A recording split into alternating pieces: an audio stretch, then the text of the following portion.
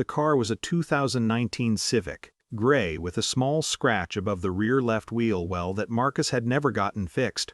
He'd bought it 22 months ago with money he'd saved across 14 months of a job he'd gotten, without anyone's help, in a city he'd moved to without anyone's blessing, after his father had stood in a doorway and told him he had ruined their lives. He was 19 when Gene said that. He'd believed it for longer than he was comfortable admitting now. Belief like that gets into the architecture of a person. You stop noticing its load-bearing until you try to remove it and find out how much was resting on top. He was 23 now. The car was registered in his name. These were two facts that would both matter before the week was out. Gene called on a Thursday evening with warmth in his voice. Marcus recognized the warmth. It was a specific frequency his father produced when something was needed, richer than his usual register, carrying an undertone of generosity that functioned as advance collateral. He'd grown up knowing it the way you know weather before it arrives. The reunion framing was elaborate. Family, food, cousins Marcus actually liked. A chance to reconnect, Gene said, as though reconnection were a destination they'd both been traveling toward, rather than a door Gene had closed. The loan arrived 90 seconds before the end of the call, mentioned casually, almost parenthetically, the way Gene mentioned most things he considered already decided. Marcus said he'd come. He said nothing about the loan. He made one stop on the drive over, the bookstore on Clement Street that he'd been in twice before. Once to buy something for a friend, once to get out of the rain. He went to the humor section. He found what he was looking for in under 4 minutes. He stood in the aisle for a moment, holding it, examining his own intention. It wasn't kind exactly. It wasn't cruel either. It was the kind of honesty that wears a light disguise. He bought it. Put it in the canvas bag on the passenger seat. The reunion was real, which was the thing Marcus hadn't fully prepared for. His cousins were genuinely good to see. His Aunt Patricia had made the potato salad that had existed at every family gathering he could remember, unchanged, a constant in a family that changed everything else around it. He ate 2 servings. He helped carry chairs. He let a younger cousin show him something on a phone for longer than the something merited because the kid was earnest, and that deserved patience. His mother Linda moved through the afternoon with the practiced ease of a woman who had spent decades managing the atmospheric conditions Gene created. She hugged Marcus when he arrived and didn't let go immediately, which he noted without making anything of it. Gene watched him across the yard with the proprietary satisfaction of a man who had extended an invitation and interpreted Marcus's presence as acceptance of everything the invitation contained. The loan came up at the table, in front of people, which was a tactic Marcus recognized from childhood. Gene had always understood that an audience complicated refusal.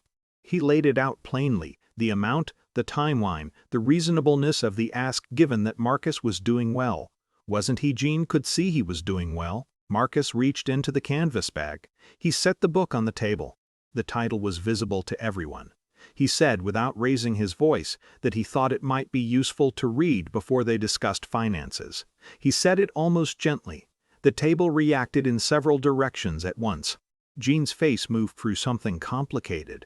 Linda made a sound that in a different context would have been a laugh and converted it, not entirely successfully, into something else. A cousin looked at his plate. Patricia looked at the sky. Marcus finished the food on his plate. He thanked the table generally and sincerely. He had meant it about the cousins, about the potato salad, about the parts of the afternoon that had been genuinely good. Then he picked up his bag and left while Gene was still reassembling his expression. The morning after, Marcus was making coffee when he looked out the window and saw his father in the parking lot. Gene had a key, a spare from 4 years ago, from a version of events where Marcus still lived at home, and Gene's access to Marcus's things had been so assumed it had never been named as access. Marcus had forgotten the key existed. Apparently Gene hadn't. He watched his father try the door. The car opened. Marcus picked up his phone. He called the police. His voice was level, not controlled in the way of someone suppressing something, but actually level, because the situation was clear and clarity produces its own calm. He gave his address. He explained that someone was attempting to take his vehicle. He confirmed yes, he knew the individual. He confirmed yes, the car was registered in his name. He stayed at the window while he waited. Gene had the engine running by the time the officers arrived. The interaction that followed was brief and did not go the way Gene had structured his life to expect interactions to go. The officers asked for registration. Marcus came downstairs and provided it. They asked Gene some questions. Gene answered them with the diminishing confidence of a man discovering that the authority he'd always assumed he carried was not, in fact, transferable to parking lots and other people's names. He drove away in his own car. The Civic stayed. Marcus went back upstairs and finished his coffee. Linda called at 7 that evening. He let it ring once before answering, not strategically. He just needed a moment to decide what version of himself was going to pick up. He chose the honest one. She didn't defend Gene. That was new. She moved around the edges of what had happened, the way you move around something hot, but she didn't construct the usual architecture of explanation that made Gene's behavior the fault of circumstances rather than choices. What she said at the end after a silence Marcus did not fill, "I saw something today I hadn't seen before." He didn't ask her what, he thought he knew. He thought what she'd seen was her son standing in a parking lot. Calm, documented, correct. And her husband leaving without what he came for possibly the first time. "I know," Marcus said. They stayed on the line for another minute without much to add. He didn't know what came next.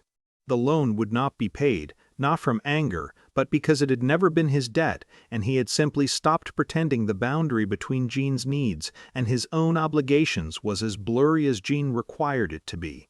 Whether Gene would call again was Gene's decision. Whether Marcus would answer was his. From the window, the parking lot was ordinary.